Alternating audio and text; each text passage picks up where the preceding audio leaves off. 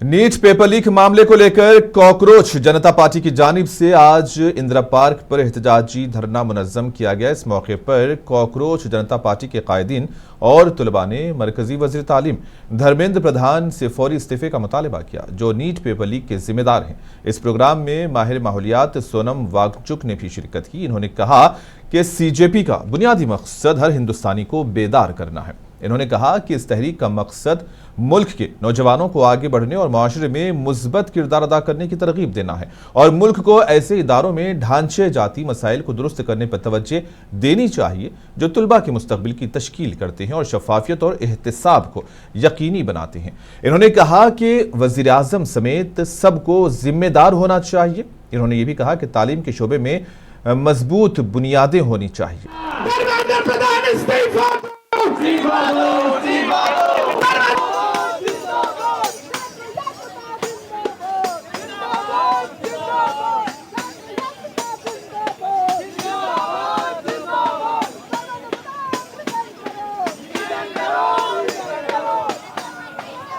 निकला तुम लोगों का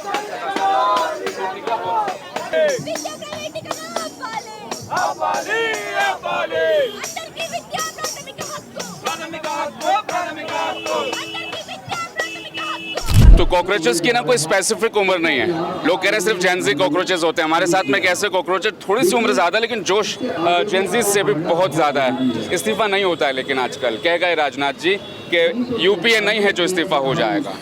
सर देखिए, इस्तीफ़ा तो देना ही पड़ेगा, क्योंकि ये जो आवाज़ है ये युवा की आवाज़ है, एक हिंदुस्तान के नागरिक की आवाज़ है। हम किसी पार्टी को रिप्रेजेंट नहीं कर रहे हैं, हम इस देश को रिप्रेजेंट कर रहे हैं।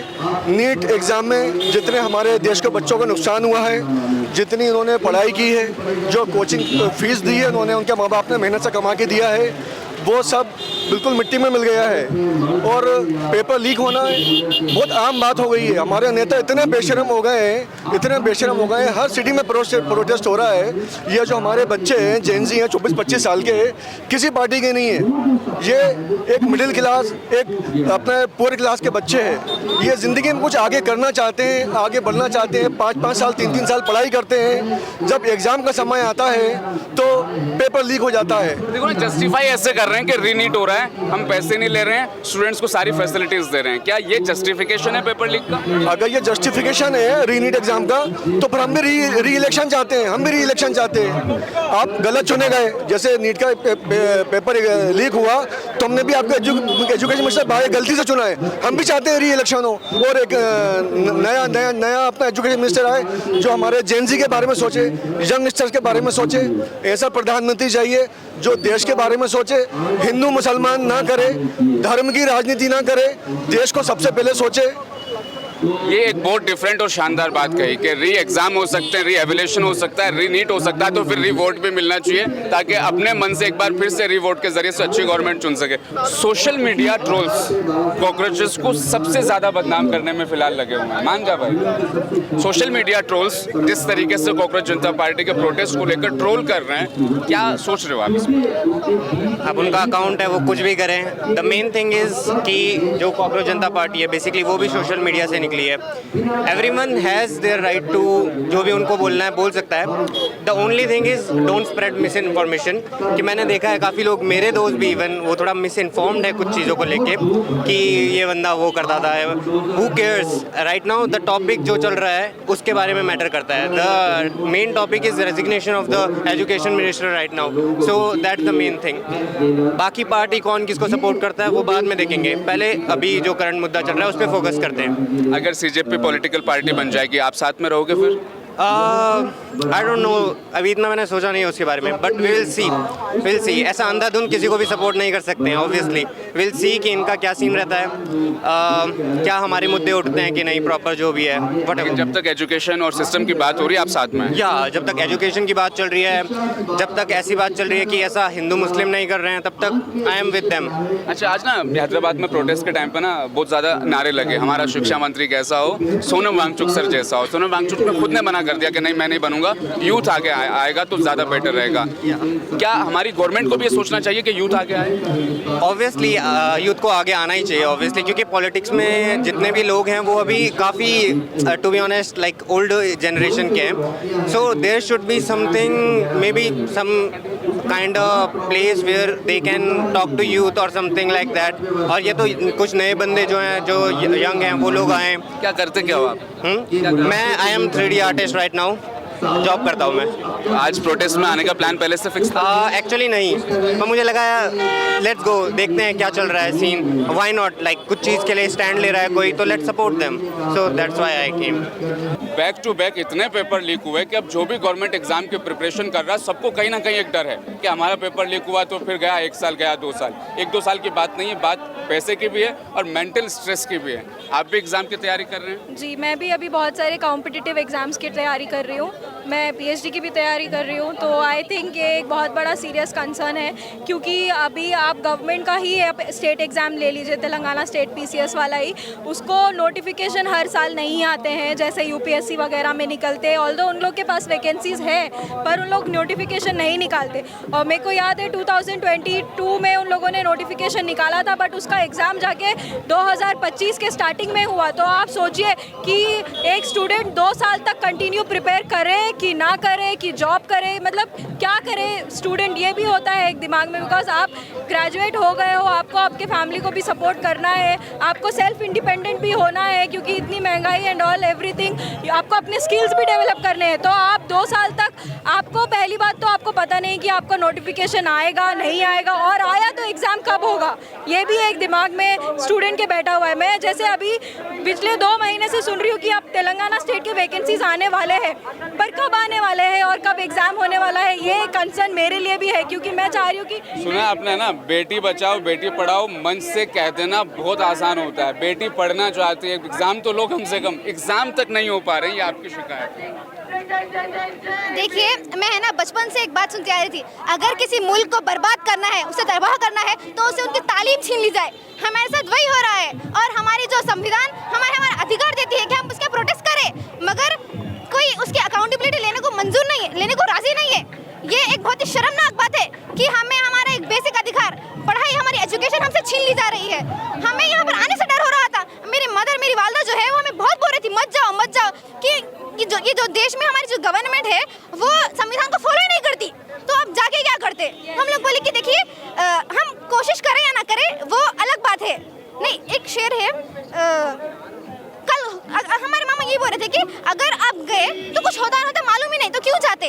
तो हम वही बोले कि अगर कुछ हो ना हो ये तो अलग बात है, कुछ हो ना हो ये तो अलग बात है, हम कोशिश भी ना करें तो गलत बात है. इसीलिए हम आए हैं. हम हमारी गवर्नमेंट से रिक्वेस्ट करते हैं कि आप अपने आप को अकाउंटेबल ठहराएं और हमें हमारा हक दिलवाएं. ये ना बहुत लोग सोच रहे हैं कि क्या हो जाएगा, प्रोटेस्ट से क्या हो जाएगा. इतने प्रोटेस्ट इस देश में हुए हैं, आज तक कुछ हुआ है क्या? ये सोचकर घर में बैठ जाना ही सबसे बड़ी हार है. कुछ होना हो ये अलग बात है, घर से ना निकलना भी गलत बात है. तो बहुत अच्छी बात इन्होंने कही है. उम्मीद है एग्जाम हो जाएगा, बन जाओगे कुछ इंशाल्लाह. उम्मीद तो है, मेहनत तो जारी है, पर जो आज अभी जो गवर्नमेंट का जो सिलसिला चल रहा कि गवर्नमेंट ना आजकल रिलीजन के बेसिस पे बहुत मुद्दे उठा रही है, रिलीजन के बेसिस पे वोट लेना चाह रही, बट जो एक प्रॉपर जो सिटीजन्स के डिमांड्स है वो रखना नहीं, वो नहीं रख रही गवर्नमेंट. बस खाली ये है कि ये रिलीजन खतरे में है, उसके वजह से ये रिलीजन को ये होने वाला है. अगर लिमिटेशंस लगा रहे तो ये स्टेट को ज़्यादा मिलने वाला है प्रोडक्ट, ज़्यादा रिसोर्सेज इन लोग के पास. यही मुद्दे हैं, पर ये मुद्दे नहीं है कि आप वैकेंसीज लाइए, आप एग्जाम्स अच्छे से कंडक्ट कराइए, आप जॉब अपॉर्चुनिटीज़ लगाइए, आप एजुकेशन सिस्टम, आप एक फ्री है बोलते हैं, आप जो स्टेट के जो कोचिंग्स भी आप दे रहे हैं वो एक सर्टेन अमाउंट तक लिमिट है. आप मतलब देने वाले लाखों में हैं और आप कोचिंग शायद सिर्फ 50-100 लोगों को दे रहे. तो I think this is not where the system should work on. This has to be the main concern where the system should work. खुल गई सारी पोल, यहाँ खुल गई. दरअसल डिलिमिटेशन हो, नारी शक्ति वंदन अधिनियम बिल हो, इसकी बातें आप संसद में बैठ के पार्लियामेंट में जितनी चाहे मर्जी कर लो, इनको हिंदू मुस्लिम में उलझा दो और सत्ता की मलाई दरअसल खाते रहो. देश का यूथ अब जाग रहा है और जो चीज़ें इस उम्र में ये लोग सोच पा रहे हैं, एक्सप्लेन कर पा रहे हैं, इसका मतलब ये है कि हिंदू मुसलमान वाली जो अफीम है ना वो इन्होंने नहीं चाटी. इन्होंने किताबें पढ़ी हैं और पढ़ना चाहते हैं. एजुकेशन सिस्टम अच्छा करो ताकि वो जो 2047 का विकसित भारत जिसके ख्वाब आपने देखे ये कम से कम उसे पूरा कर सकें. I am Maya Tasif Khan. I am 13 years old and I study in grade 9. Schools have become too expensive and parents have to pay high fees, donations and extra costs for uniforms and books. Education should be for everyone, not just the rich. While moving on to NEET, exams like NEET have to be fair. And NEET papers have leaked this year and thousands of hardworking students were affected. While moving on to hospitals, government hospitals have less facilities. They don't have enough beds, medicines and even clean toilets. Healthcare should not be a luxury. It should be for everyone. If you are not helping your country, then who are you helping? Every Indian child deserves a chance, and every Indian family deserves a good healthcare. Thank you. Jai Hind. जिम्मेदार देश में ज़रूरी है कि बच्चे जिम्मेदार हो, लेकिन बच्चों के पापा जिम्मेदार हो, ये भी ज़्यादा ज़रूरी है। आपकी बेटी ने जो बातें बताई है, फ्यूचरिस्टिक बातें जो की है, ये आपने सिखाया है या मतलब तरबियत ही ऐसी है?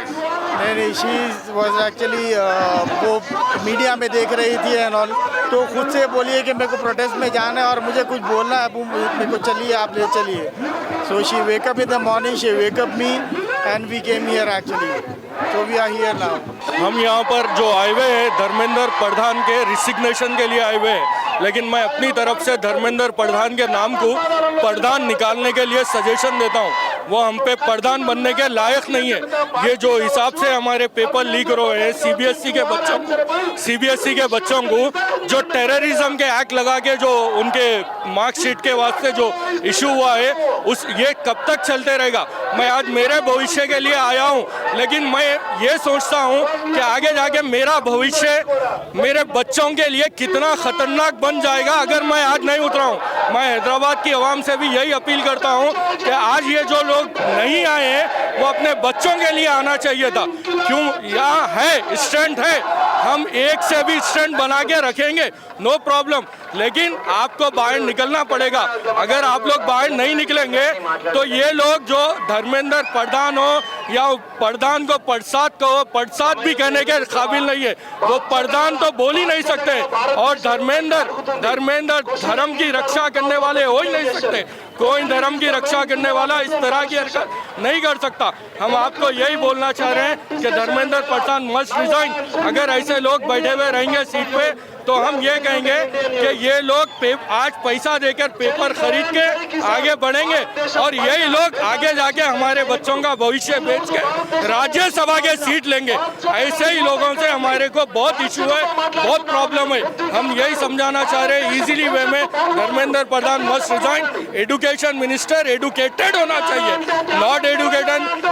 कैसे लोगों को एजुकेशन मिनिस्टर बना रहे हैं। बिहार की हालत देखो, वहाँ पर भी अपने नीतीश कुमार के लड़के को एजुकेशन का मिनिस्टर बनाए, उसकी क्वालिफिकेशन क्या है? हर जगह का इशू यही है, हर जगह का problem. Education minister must educated, that's it. Resignation culture का एंड हो गया इंडिया में। राजनाथ सिंह ने कहा कि एनडीए गवर्नमेंट ने, यूपीए गवर्नमेंट में होता था इस्तीफा, एनडीए में कल्चर ही नहीं है। क्या लगता है कॉकरोच इस्तीफा ले पाएंगे? देखिए, जैसा कॉकरोच जनता पार्टी कह रही है कि रेजिग्नेशन फर्स्ट स्टेप है, अकाउंटेबिलिटी फर्स्ट स्टेप है। जब तक गवर्नमेंट अकाउंटेबिलिटी नहीं लेती है कि इस एजुकेशन सिस्टम में जो भी धांधलियां हो रही है उसके लिए हम रिस्पॉन्सिबल हैं, तब तक ये चेंजेस कुछ भी नहीं हो पाएंगे, कुछ भी रिफॉर्म्स नहीं हो पाएंगे। तो फर्स्ट स्टेप तो रेजिग्नेशन है। एजुकेशन सिस्टम में जो ये लोग डिमांड कर रहे हैं कि अगर पेपर लीक हुआ पर स्टूडेंट 10,000, अगर एग्जाम डिले हो रहा है तो 10,000, ये करेंसी वाइज डिमांड जो है वो सही है? आपको समझना चाहिए कि जब कोई बच्चा निकलता है घर से एग्जाम देने के लिए, तो ऐसा नहीं है कि एग्जाम देने के लिए आसपास सेंटर, कई बार दूर सेंटर मिलते हैं, हमें लंबी यात्रा भी करनी पड़ती है, गेस्ट हाउस में रुकना भी पड़ता है। और जब इस तरह की घटनाएं होती है कि पेपर लीक हो गया, तो एक मेंटल प्रेशर भी होता है, वो सारा कंपनसेट कौन करेगा? अगर ये सारी सिचुएशन होती है तो गवर्नमेंट ही रिस्पॉन्सिबल है हर स्टूडेंट को कंपनसेट करने के लिए। जो बच्चे गलत कदम उठा रहे हैं, आत्महत्या या सुसाइड करना सलूशन नहीं है, हमें लड़ना पड़ेगा ना सिस्टम से। ऐसा कुछ बताइए ताकि बच्चे मोटिवेट हो सके थोड़ा सा। देखिए, ये जो सुसाइड की घटनाएं हैं ये बेसिकली इसलिए होती हैं क्योंकि हमारा जो स्कूल और कॉलेज है वो हमें बाहर की दुनिया की एजुकेशन तो देता है कि दुनिया में जो भी चीज़ें हैं वो क्यों हो रही है, कैसे हो रही है, साइंस है और सोशल साइंस है, हर ज्योग्राफी से हमें पता चल जाता है। लेकिन जब सुसाइड और मेंटल प्रेशर जैसे सिचुएशन आती है तो स्टूडेंट डील नहीं कर पाता। क्यों?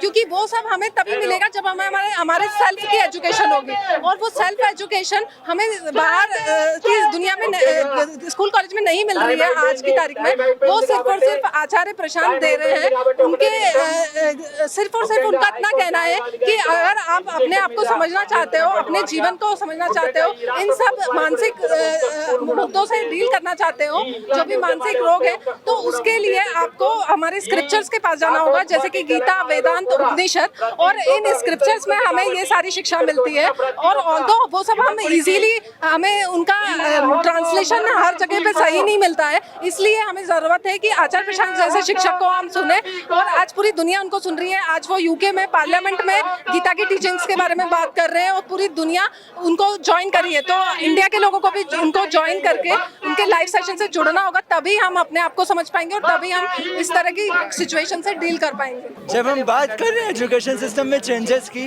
तो हमें बात करना चाहिए जो एकदम आम स्टूडेंट्स हैं, जो आम घरों से आ रहे हैं, जो गरीब घरों से आ रहे हैं, जो मजदूरों के घरों से आ रहे हैं, वो क्या समस्याएं फेस कर रहे हैं एजुकेशन सिस्टम में। आज अगर हम डेटा देखते हैं तो 18% ड्रॉप आउट रेशियो है स्कूल का, मतलब जितने बच्चे स्कूल ज्वाइन करते हैं उसमें से 18% बच्चे स्कूल कंप्लीट ही नहीं कर पाते हैं। उनको गरीबी की वजह से, बाकी आर्थिक समस्याओं की वजह से स्कूल को छोड़ना पड़ता है। आप क्या करते हो? आप क्या करते हो? मैं कॉलेज का स्टूडेंट हूँ, मैं ग्रेजुएशन कर रहा हूँ। और जब हम बात करें हायर एजुकेशन की, तो आपको उम्मीद है कि ये गवर्नमेंट से हमें एक तो जॉब मिलेगी अच्छी, या मैं कुछ अच्छा पढ़ने के बाद अपने देश के लिए कुछ अच्छा कर पाऊंगा, ये एजुकेशन सिस्टम के रहते हुए लगता है आपको ऐसा पॉसिबल है? देखिए, सबसे पहली बात तो है गवर्नमेंट का काम है हमको रोजगार देना।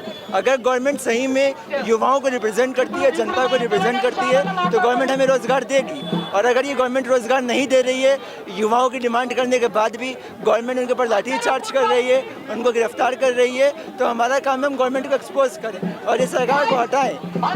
हम कब तक ऐसी सरकार के अंडर में रहेंगे, हम कब तक ऐसे सिस्टम के अंदर में रहेंगे जो युवाओं को रोजगार नहीं दे रहा है, जो लोगों को शिक्षा नहीं दे रहा है। आज बहुत छोटी सेक्शन है सोसाइटी का, सिर्फ 12% स्टूडेंट्स हायर एजुकेशन में जा पा रहे हैं, बाकी बच्चों को हायर एजुकेशन मिल ही नहीं रही है। हमको डिमांड करना चाहिए free and equal education for all. आपने सवाल पूछा कि क्या चेंजेस, तो सबसे बड़ा चेंज और सबसे बुनियादी चेंज हमारे समाज में यही है एजुकेशन सेक्टर में, कि सबको फ्री एजुकेशन मिले, सबको इक्वल एजुकेशन मिले। ऐसा क्यों है कि जो मिनिस्टर्स के बच्चे हैं, जो धन्ना सेठों के बच्चे हैं, जो ब्यूरोक्रेट्स के बच्चे हैं, उनको अच्छी शिक्षा मिले, और बहुत बड़ी आबादी जो आम घरों के बच्चे हैं उनको शिक्षा मिले ही ना। सबको शिक्षा मिलनी चाहिए, सबको मुफ्त शिक्षा मिलनी चाहिए और सबको बराबर शिक्षा मिलनी चाहिए। हाँ, शेरनी का दूध जो बच्चा पीता, बाबा साहब भीमराव अम्बेडकर कह गए थे कि शिक्षा में वो ताकत है दरअसल। तो ये यूथ बात कर रहे हैं कि हमें शिक्षा चाहिए, लेकिन इक्वल चाहिए, सबको बराबर समानता वाली चाहिए। आपको क्यों लग रहा है कि बराबर समानता वाला एजुकेशन सिस्टम हमारे यहाँ पर नहीं है?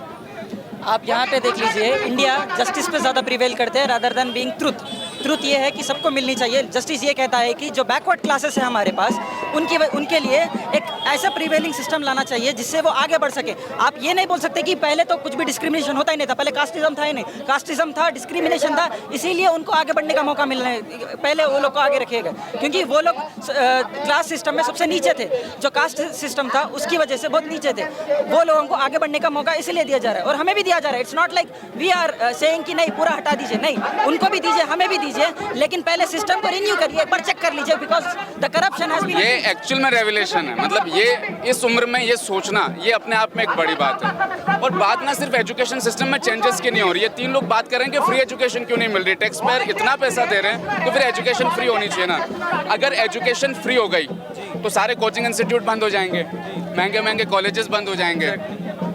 तो फिर उन लोगों को बुरा लगेगा ना कि आप लोग प्रोटेस्ट कर रहे हो। लोगों को बुरा लगेगा क्योंकि ये देखो अगर गवर्नमेंट सही तरीके से प्रॉपर से गई वो लोग अल्टरनेटिव निकाल लेंगे। चलो भाई एजुकेशन में कोई स्टूडेंट्स वीक है वो उन लोगों को प्रोवाइड कर सकते। ये अननेसेसरी ओवर हाइप करके वैल्यूएशन बढ़ा दे रहे जो पेरेंट्स अफोर्ड नहीं कर सकते। ऑलरेडी मिडिल क्लास है, रेजिस्ट नहीं कर सकते, इन्फ्लेशन है हो रहा, मार्केट वॉर्स चल रहे हैं, मार्केट्स क्रैश हो रही है। कहाँ चल रहा है इकोनॉमी, कहाँ चल रहा है डेमोक्रेटिकल आइडियोलॉजी नहीं चल रही है। वर्ल्ड में आप हर जगह निकाल के देख लीजिए। चौथी सबसे बड़ी इकोनॉमी यानी अर्थव्यवस्था और सबसे ज़्यादा यूथ हमारे देश में है, लेकिन एजुकेशन इतनी महंगी है कि फिर वो इकोनॉमी को कैसे ग्रो करेंगे और बच्चे कैसे पढ़ेंगे, ये एक बहुत बड़ा सवाल है। वही तो इम्पैक्ट पड़ रहा है। आइडियोलॉजी स्टार्टअप्स नहीं हो रहा है इंडिया में, जैसा ओवरऑल वर्ल्ड में जैसा हो रहा है ग्रोथ, आइडियोलॉजी, टेक्नोलॉजी, जो मेंटालिटी से बढ़ रही है यहाँ पे रोक दे रहे हैं, डिफेम कर दे रहे हैं, नीचे स्टेप बढ़ते ही क्रॉस कर दे रहे हैं, एग्जिट कर दे रहे हैं। अब है ना एक्चुअली में उनो रिवर्स हुआ है। प्रधानमंत्री मोदी जी कह रहे थे कि आत्मनिर्भर भारत बनना मतलब बनाना है, वो मैन्युफैक्चरिंग में बात कर रहे थे कि आत्मनिर्भर भारत बनाना है, और ये बच्चे अपने दिमाग से आत्मनिर्भर बन रहे हैं और सरकार से सवाल पूछ रहे हैं। सवाल पूछना